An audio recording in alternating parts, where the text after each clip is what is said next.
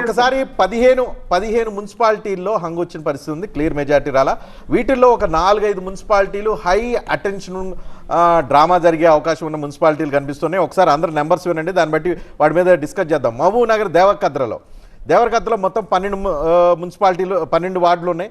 12 వార్డులో కాంగ్రెస్ పార్టీకి 6, బీఆర్ఎస్కి 4, బీజేపీకి 1 వచ్చినాయి, ఇతరులకు 1 వచ్చింది. టోటల్గా ఇక్కడ మెజారిటీకి 7 కావాలి. కాంగ్రెస్ పార్టీ దగ్గర 6 ఉన్నాయి, 1 సీటు తగ్గింది. ఈ 1 సీటు చైర్మన్ కలవాలంటే బీజేపీ మద్దతు తీసుకుంటారా, లేకపోతే బీజేపీ బీఆర్ఎస్ కలిసి ఇండిపెండెంట్ కలిసి అక్కడ మున్సిపాలిటీ కైవసం చేసుకుంటాయా, లేకపోతే ఎక్స్ అఫిషియో మెంబర్లతో కాంగ్రెస్ పార్టీ ఇది కైవసం చేసుకోబోతుందా? దేవరకద్ర ఇదొక ఇంట్రెస్టింగ్ మున్సిపాలిటీగా మారే అవకాశం ఉంది. ఇక్కడ క్యాంప్ రాజకీయాలు జరిగే అవకాశం ఉంది, లేదనుకుంటే ఫిరాయింపులకు అవకాశం ఉన్న మున్సిపాలిటీ ఇది. తర్వాత మహబూబ్ నగర్లోనే మహబూబాబాద్లో కేశసముద్రం ఉంది.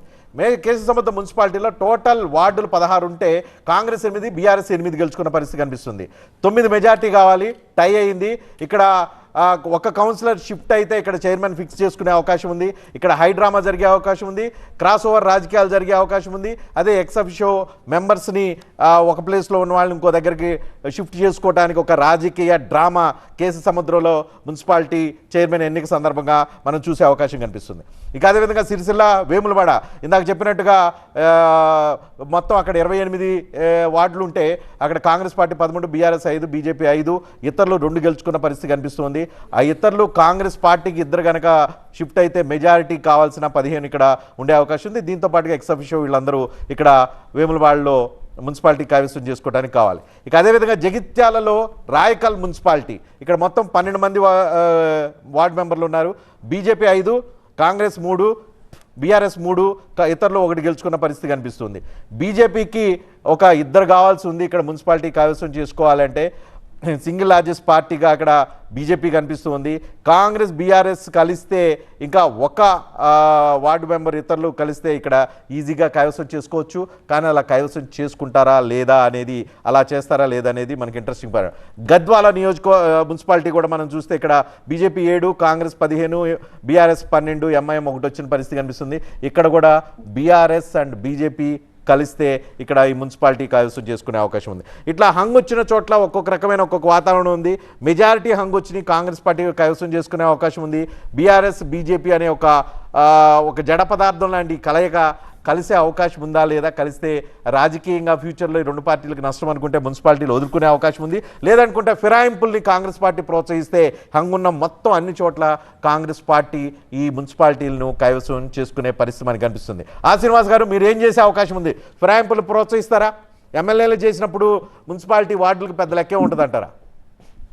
ఇప్పుడు నా దగ్గర నేను ఇంతకుముందు నా వేమరావు సంగతి చెప్పే 13 మేము గెలవడం జరిగింది. 14 మ్యాచ్ 1 తక్కువ ఉంది. నా కోఆప్షన్ మెంబరు అది 2 ఇండిపెండెంట్ కాబట్టి న్యాచురల్ గా అధికారంలో ఉంది కాబట్టి 2 ఇండిపెండెంట్ మా వైపు వస్తారని చెప్పని నేను భావిస్తా ఉన్నా. లేదు పార్టీకి కాంగ్రెస్ పార్టీ వేదిక అని చెప్పి ఇతర పార్టీ వాళ్ళు వస్తుంటే కూడా తీసుకోవడానికి కోసం ప్రయత్నం చేస్తాం. మా పార్టీ నిర్ణయం ప్రకారం ముందుకు పోయే ప్రయత్నం చేస్తాం. అంటే ఇక్కడ లక్ష్యం ఏంటంటే ప్రజాసేవలో ముందుకు వచ్చి ఇప్పుడు కాంగ్రెస్ పార్టీ వేదికగా ఎంపీ చేసుకుని మేము వద్దనడానికి అయితే అవకాశం ఉండదు కదా రజనీకాంత్ గారు. బలవంతపు లేదంటే కిడ్నాప్ సంస్కృతి అలాంటిది ఏం చేసేటువంటి సందర్భం ఉండకపోవచ్చు మా దగ్గర. మేము ప్రజాస్వామ్య పంతాల్లోనే గెలుస్తాము. ఈరోజు ఆల్రెడీ మీకు చెప్పిన లెక్క ప్రకారం మాకు మ్యాచ్ ఫిగర్ దాటినట్టే, అందరూ ఏమాత్రం అనుమానం లేదనేది మీకు చెప్పడానికి ప్రయత్నం చేస్తున్నాం. ఇతర మీరన్న 15 ప్రాంతాల్లో కూడా ఇండిపెండెంట్లు గెలిచి ఉన్నటువంటి వారైతే 100% అధికార పార్టీకి వస్తారు. డబ్బుల ప్రలోభాలు కూడా వెళ్తారని నేను భావించా. అధికార పార్టీ వైపు వెళ్ళి మా ప్రాంతాన్ని అభివృద్ధి చేసుకోవాలి, మా కౌన్సిల్ మా వార్డును అభివృద్ధి చేసుకోవాలని చెప్పనే ఆలోచనతోనే వస్తారు. ఈరోజు ఇన్ని కార్యక్రమాలు ఫిరాయించిన ఎమ్మెల్యేలు మళ్ళీ స్పీకర్ వాళ్ళు ఫిరాయించలేదని రూలింగ్ ఇచ్చినా కూడా కాంగ్రెస్ పార్టీని ఇక్కడ గెలిపించినట్టున్నారు. ముగ్గురు ఫిరాయించిన ఎమ్మెల్యేలు పోచారం, కడియం శ్రీహరి, కృష్ణమోహన్, గద్వాల, బాన్సువాడ, స్టేషన్ గన్పూర్. అక్కడ ఏం జరిగిందంటారు? అంటే ఓపెన్ బహిరంగ రాజకీయం ఎట్లా ఉంటుంది అనేది ఇప్పుడు కనిపిస్తుంది. మీరే గెలిచారు, కాంగ్రెస్ గెలిచింది. అవునవును, కాంగ్రెస్ గెలిచింది. అంటే నేనేమంటున్నానంటే ప్రజల విశ్వాసం అట్లా అనుకుంటే మనం ఒక్కటి ఆలోచించాలి. రజనీకాంత్ మీకు తెలియదు ఏముంది, మీరు సుదీర్ఘంగా మీరు రాజకీయాలు ఏ విధంగా ఉండవు, మీరు సుదీర్ఘంగా జర్నలిజం నుండి అన్ని ఆవాసం దాన్ని పట్టినటువంటి వాళ్ళే మీరు. ఈరోజు తలసాని శ్రీనివాస్ యాదవ్ గారు సైకిల్ గుర్తులు కలిసి ఏకంగా మంత్రిని చేసినటువంటి ఆనాడు కేసీఆర్ తీరు చూసిండ్రు. సబ్జేంద్ర రెడ్డి చేతి గుర్తు గెలిచినాక ఏకంగా మంత్రి పదవి చేసింది ఇప్పుడు చూసిండ్రు. వాళ్ళేమో అభివృద్ధి కోసం పోయినా ఉన్నప్పుడు వారికి అనుకూలమైన వాతావరణం ఆ ప్రభుత్వంలో వాళ్ళు మాట్లాడారు. ఈరోజు వీళ్ళు కూడా మేము ప్రభుత్వంతో కలిసి పనిచేస్తామంటున్నారు కాబట్టి దాన్ని తప్పటం లేదు కదా అనేది నా ఆలోచన అంతే. సరే, అవి తప్పు పట్టకపోతే తప్పు పెట్టారు, కానీ మీ పక్కనే ఉంది జగిత్యాల మున్సిపాలిటీ. ఇది మీరు ఆన్సర్ చెప్పాల్సిందే, ఎందుకంటే మీ పార్టీకి కూడా చాలా కష్టము. అక్కడ ఆల్రెడీ మీ party most loyalist, most senior most Jeevan Reddy ఉన్నాడు. అక్కడ మీ పార్టీలో ఫిరాయించిన సంజయ్ ఉన్నాడు, బీఆర్ఎస్ నుంచి వచ్చిన సంజయ్. ఇద్దరి దగ్గర సీట్లు కేటాయించుకునే విషయంలో పెద్ద పంచాయతీ జరిగింది.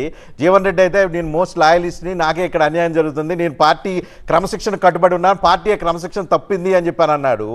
అలాంటి మున్సిపాలిటీలో టోటల్గా ఇక్కడ మొత్తం మున్సిపాలిటీ టోటల్ 50 స్థానాలకు గాను అక్కడ సంజయ్ 7, జీవన్ రెడ్డి సంజయ్ గ్రూప్కు సంబంధించిన 7 గెలిచారు, జీవన్ రెడ్డికి సంబంధించిన 6 గెలిచారు. ఇక ఇప్పుడు ఎవరికి ఎవరు సపోర్ట్ చేసుకుంటారు? వీళ్ళిద్దరు ఉప్పు నిప్పు, కలిసే అవకాశం లేదు.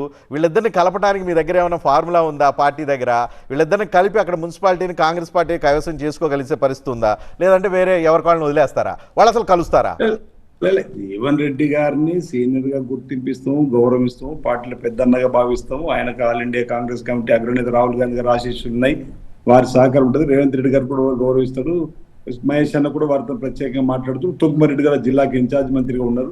తప్పనిసరిగా వారి ఆలోచనకు అనుగుణంగా ముందుకు పోవడానికి కోసం నిర్ణయాలు తీసుకుంటాం. వదిలేసే విధంగా ఉండకపోవచ్చు, వారి నిర్ణయం ప్రకారమే ముందుకు పోతాం. అక్కడ సంజయ్ గారు ఎమ్మెల్యేగా కూడా అభివృద్ధి కోసం వస్తున్నాం అని చెప్పి వారి గౌరవం కాపాడే ప్రయత్నం కూడా చేసుకుంటూ పార్టీ ముందుకు పోయేటువంటి సందర్భం చేస్తుంది. అది ఇప్పుడు పూర్తి ఫలితాలు వెలువడిన తర్వాత ఉత్తమ్ కుమార్ రెడ్డి గారి నాయకత్వంలో జైత్యాలలో నిర్ణయాలు తీసుకోబడతాయి. వారి ఆలోచనకు అనుగుణంగా ప్రభుత్వ పార్టీ ముందుకు పోతుంది. జీవన్ రెడ్డి వైపు ఉంటారా, సంజయ్ వైపు ఉంటారా? ఇప్పుడు ఇంట్లో ఇద్దరు అన్నదమ్ముల మధ్యలో ఇబ్బంది అయితే ఇద్దరు అన్నదమ్ములు సహజం చేసుకొని తండ్రి ఎట్లా ముందుకు పోతారో పార్టీ కూడా అదే విధంగా పెద్దలు జీవన్ రెడ్డి గారిని కలుపుకొని పోవాలి. అదే సమయంలో అభివృద్ధి కాంక్షించే సంజయ్ గౌరవేయాలని చెప్పని ఆలోచన ఉత్తమ్ రెడ్డి గారు ప్రయత్నం చేస్తున్నాడు. ఈరోజు జీవన్ అన్నకు అందరి ఆలోచన తీసుకునేటువంటి వారి ఆశీస్సులు తీసుకునే విధంగా మీ ప్రాంతంలో పనిచేస్తాము. జీవనన్న గౌరవం కాపాడుకుంటూ జీవన చెప్పిన విధంగా ముందుకు పోతూ అదే సమయంలో అభివృద్ధి కాంక్షించి సంజయ్ గౌరవం కాపాడుకుంటూ ముందుకు పోతాడు ఉత్తమ్ కుమార్ రెడ్డి గారు, రేవంత్ రెడ్డి గారని నా భావన. పార్టీ కూడా అదే లైన్ ముందుకు పోతుందని చెప్పని భావిస్తాను. అంటే అందరి గౌరవం కాపాడుకొని పార్టీ క్రమశిక్షణలో ఉండాలని చెప్తున్నాడు జీవన్ రెడ్డి. ఆయన పార్టీ క్రమశిక్షణలో ఉంటుందా, క్రమశిక్షణ తప్పిందనే వాటికి ఏమన్నా ఆలోచన చేస్తారు? వారు చెప్పడంలో, సూచనలు చేయడంలో, వారు ఆదేశాలు ఇవ్వడంలో జీవన్ అనేది ఎప్పుడు కూడా అంటే ఈ పాయింట్ నాకు కొత్తగా ఉంది. ఎవరైనా పార్టీ క్రమశిక్షణ ఇండివిజువల్స్ తప్పుతారు, కానీ ఇక్కడ జీవన్ రెడ్డి నేను పార్టీ క్రమశిక్షణతో ఉన్నా, పార్టీయే క్రమశిక్షణ తప్పింది అంటున్నాడు. ఇది కొత్తగా ఉంది పదం. అదే వారు అన్న మాటకు పార్టీ ఆలోచిస్తుంది, పార్టీ తప్పనిసరిగా వారితో చర్చిస్తుంది. అక్కడ ఏమైనా పొరపాట్లు జరుగుంటే వాటికి సరిదిద్దేటువంటి దిద్దుబాటు అనేది ఉంటే తప్పనిసరిగా అది టీ కప్లో తుఫాన్ లాగా ముగుస్తుందని చెప్పి నేను భావిస్తా ఉన్నాను. జీవన గౌరవం యథావిధిగా ఉంటుంది, వారు చెప్పిన దాని ప్రకారమే ముందుకు పోతాం అనేది నా ఆలోచన. రైట్.